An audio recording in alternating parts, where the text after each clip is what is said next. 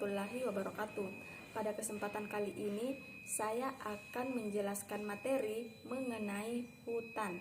Nah, jadi apa sih itu hutan? Hutan merupakan masyarakat tumbuhan serta hewan yang hidup di dalam lapisan serta juga permukaan tanah yang terletak di suatu kawasan dan juga membentuk suatu ekosistem yang berada di dalam keadaan keseimbangan yang dinamis. Selanjutnya, materi yang kedua, jenis-jenis hutan di Indonesia. Nah, jenis-jenis hutan di Indonesia terdiri dari beberapa bagian. Pertama, berdasarkan biogeografi. Kepulauan Nusantara adalah ketampakan alam yang muncul dari ketiga lempeng bumi itu masih terus saling mendekati.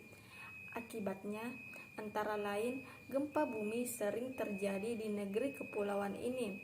Sejarah pembentukan Kepulauan Nusantara di Sabuk Katulistiwa itu menghasilkan 3 kawasan biogeografi utama, yaitu Paparan Sunda, Wallacea, dan Paparan Sahul.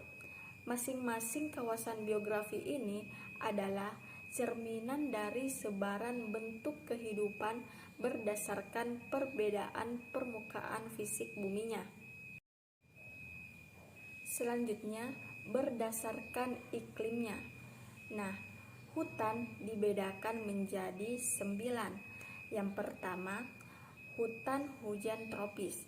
Hutan hujan tropis terdapat di daerah tropik basah dengan curah hujan tinggi dan terbesar sepanjang tahun. Ciri khas dari tumbuhan-tumbuhan yang terdapat di hutan hujan tropis adalah ukuran pohon yang tinggi, berdaun lebar, selalu hijau, dan jumlah jenis besar. Hutan ini kaya akan hewan vertebrata dan invertebrata. Kedua, hutan musim tropik. Hutan ini terdapat di daerah tropik beriklim basah tetapi mempunyai musim kemarau yang panjang.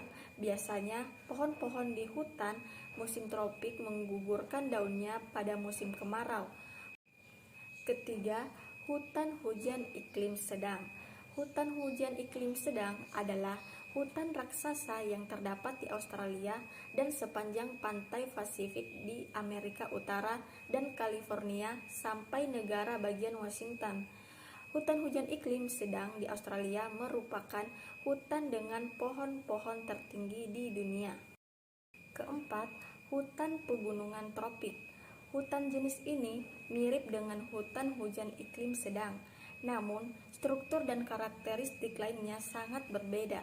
Hutan hujan iklim sedang yang selalu hijau tetapi di daerah beriklim sedang.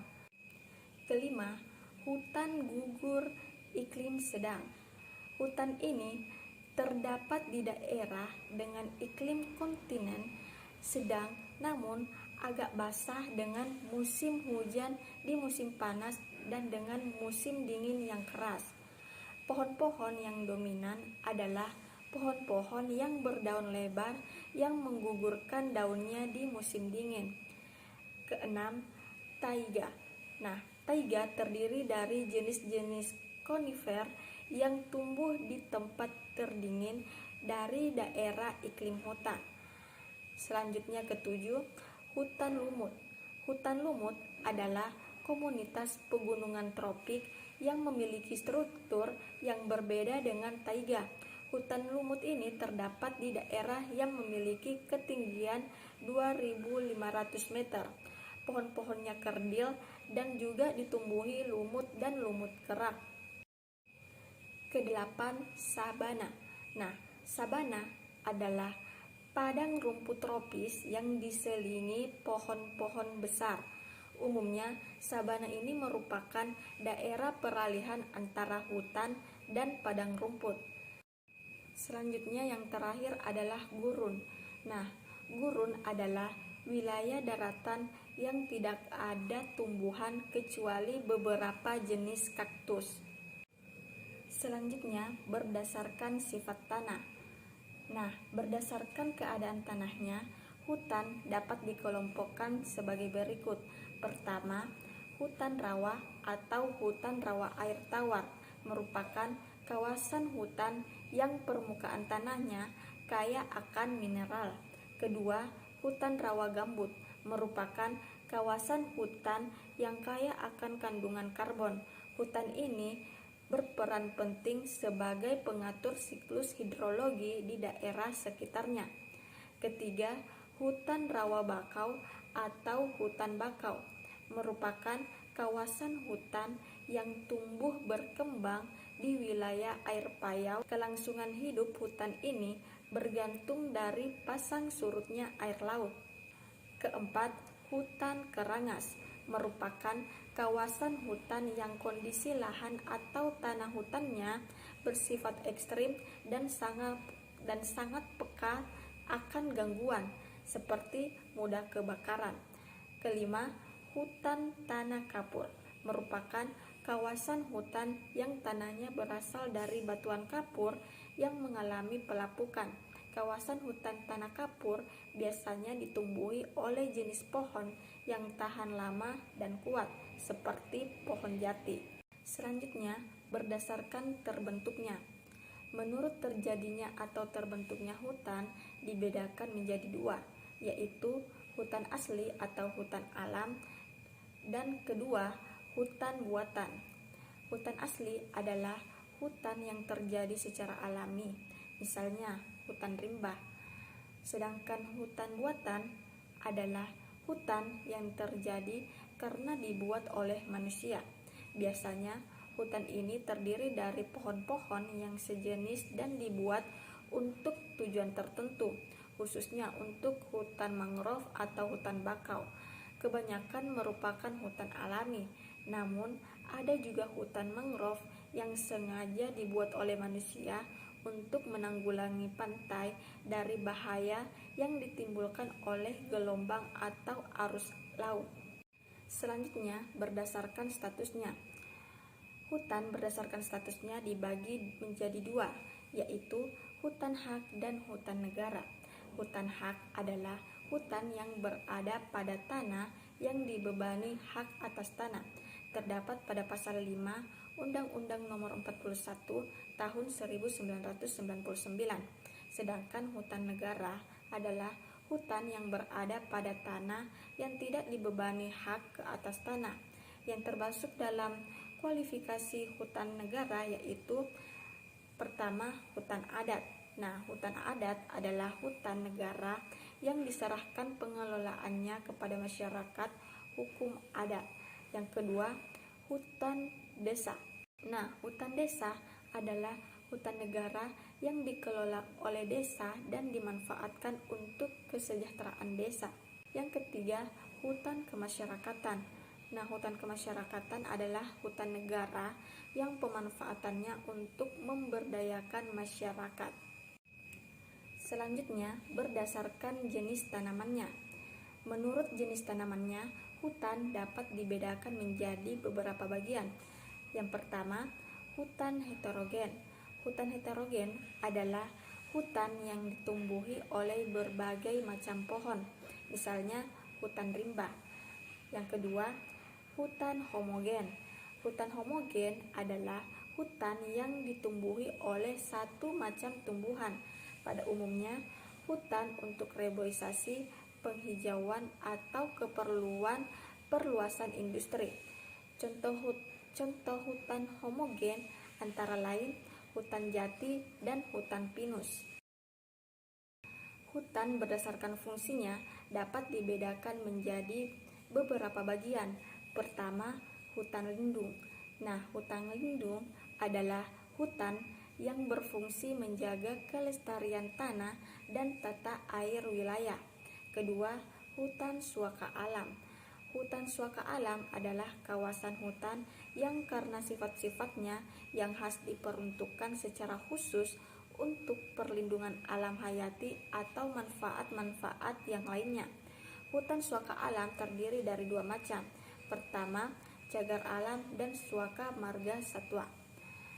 Selanjutnya, hutan wisata. Hutan wisata adalah hutan yang diperuntukkan untuk dibina dan dipelihara guna kepentingan pariwisata atau wisata baru.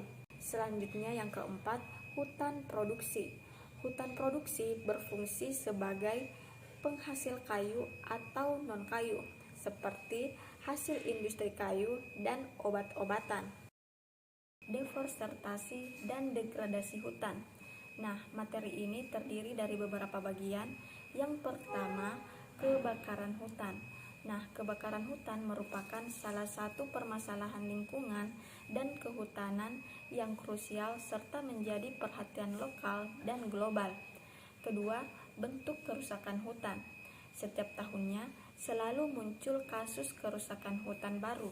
Faktor yang mendasari kerusakan hutan bermacam-macam. Faktor-faktor kerusakan hutan antara lain, pertama, karena penebangan liar. Kedua, karena kebakaran hutan. Ketiga, karena alih fungsi hutan menjadi kebun kelapa sawit. Yang keempat, karena serangan hama. Dan yang terakhir, yang kelima, karena limbah industri. Selanjutnya, faktor penyebab kerusakan hutan. Secara umum, kerusakan hutan disebabkan oleh beberapa faktor. Di antaranya adalah faktor mentalitas manusia, kepentingan ekonomi, dan penegakan hukum yang lemah. Yang pertama itu mentalitas manusia. Faktor internal manusia yang berkontribusi positif terhadap kerusakan hutan diantaranya karena pandangan antroposentrik yang banyak dianut oleh manusia. Antroposentrik ini adalah salah satu aliran pemikiran yang berpandangan bahwa manusia adalah pusat dan tujuan akhir dari alam semesta. Aliran ini mempercayai bahwa dengan pandangan ini, manusia memposisikan dirinya sebagai pihak yang dominan, sehingga tindakan yang dilaksanakannya lebih banyak didominasi untuk kepentingan manusia dan sering hanya memikirkan kepentingan sekarang daripada masa yang akan datang. Akhirnya, hutan pun dianggap hanya sebagai sumber penghasil yang dapat dimanfaatkan dengan sesuka hati. Kedua, kepentingan ekonomi. Dalam mengelola hutan, kepentingan ekonomi masih lebih dominan dibandingkan kepentingan kelestarian ekologi. Akibatnya, agenda yang berdimensi jangka panjang, yaitu kelestarian ekologi, menjadi terabaikan. Proses ini berjalan linear dengan akselerasi otonomi daerah. Selanjutnya yaitu penegakan hukum yang lemah. Penegakan hukum di bidang kehutanan baru menjangkau para pelaku di lapangan saja. Biasanya mereka hanya masyarakat kecil yang bekerja untuk mencukupi kebutuhan hidup sehari-harinya. Mereka hanyalah seluruh dan bukan orang yang paling bertanggung jawab. Orang yang menyuruh mereka yang paling bertanggung jawab justru banyak yang belum tersentuh hukum. Mereka biasanya mempunyai modal yang besar dan memiliki jaringan. Pembahasan selanjutnya yaitu kerusakan hutan akibat alam. Kerusakan hutan akibat alam terdiri dari musim kemarau yang berlangsung lama. Kedua, letusan gunung berapi. Ketiga, karena tsunami. Selanjutnya, pencegahan terjadinya deforestasi dan degradasi hutan. Pertama, deforestasi.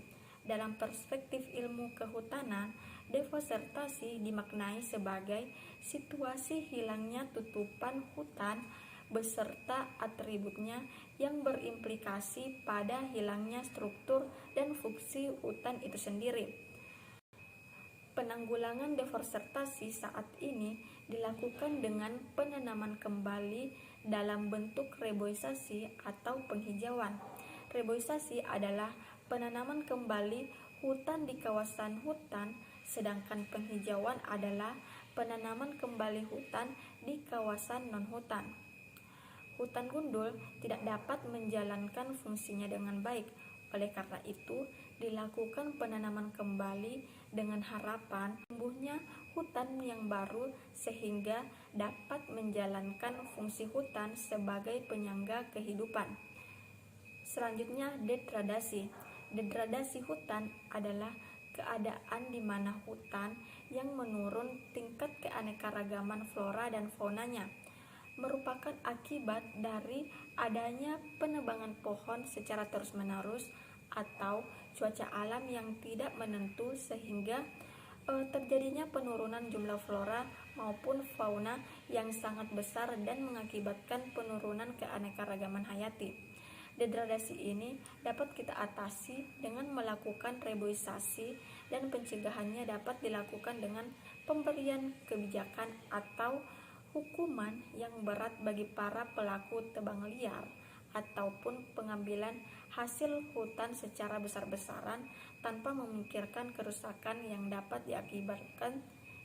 diakibatkan dari hal-hal tersebut. Pembahasan selanjutnya yaitu konsep hutan kota.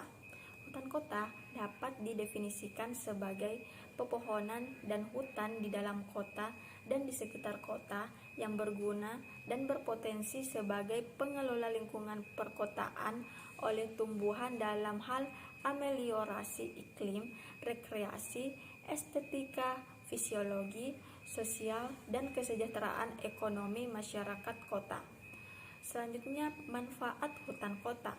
Hutan kota dapat berfungsi sebagai komponen perlindungan kehidupan masyarakat yang tinggal di wilayah perkotaan dan sekitarnya, karena dapat berfungsi sebagai penyerap polutan, penyerap bau, peredam kebisingan, habitat satwa liar, ameliorasi iklim, mengurangi bahaya banjir, mengurangi intrusi air laut, pengelolaan air tanah, serta penahan angin dan lainnya.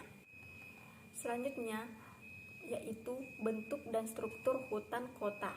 Nah, bentuk dan struktur hutan di kota ini merupakan usaha untuk mengatasi semakin berkurangnya lahan untuk hutan kota yang dapat diimbangi dengan fungsi hutan kota tersebut. Peningkatan fungsi hutan kota adalah dengan cara meningkatkan struktur yang berlapis-lapis atau strata yang menyerupai hutan alam. Dalam hal ini, selain berusaha untuk mendapatkan lahan hutan kota, juga diusahakan peningkatan struktur komunitas tumbuhan-tumbuhan yang menyusunnya. Selanjutnya yaitu jenis hutan kota. Jenis hutan kota terdiri dari 5 bagian. Yang pertama, hutan kota pemukiman, yaitu pembangunan hutan kota yang bertujuan untuk membantu menciptakan lingkungan yang nyaman dan menambah keindahan serta menangkal polusi udara. Kedua, hutan kota industri berperan sebagai penangkal polutan yang berasal dari limbah yang dihasilkan oleh kegiatan industri seperti asap, limbah cair, dan gas. Yang ketiga, hutan kota wisata berperan sebagai sarana untuk memenuhi kebutuhan rekreasi masyarakat kota dan dilengkapi sarana prasarana bermain, tempat istirahat, dan yang lainnya. Yang keempat, hutan kota konservasi merupakan hutan yang berfungsi untuk menjaga kelestarian flora dan fauna tertentu di alam. Kelima, hutan kota pusat kegiatan berperan untuk meningkatkan kenyamanan, keindahan, dan produksi oksigen di pusat kegiatan seperti pasar, terminal, perkantoran, pertokoan, dan yang lainnya. Pembahasan selanjutnya yaitu permasalahan hutan. Permasalahan hutan ada 2 hal yang bisa dikatakan sebagai penyebab dari kerusakan hutan. Yang pertama, adanya hak penguasaan hutan yang kita ketahui tidak lagi berjalan secara prosedural. Dalam artian, instansi-instansi yang mendapat hak penguasaan hutan atau NPH tidak lagi mematuhi peraturan dalam pengelolaan hutan. Sedangkan yang kedua adalah penambangan-penambangan di kawasan hutan lindung yang sampai saat ini mengalami kontroversi karena banyak investor yang merasa ngondok karena mereka sudah terlanjur menanamkan investasi mereka untuk penambangan. Materi selanjutnya yaitu penanggulangan masalah hutan. Hutan terus dieksploitasi baik sumber daya maupun lahan yang terus menipis. Semua itu tidak bisa ditepis karena adanya kebutuhan manusia yang terus bertambah. Namun,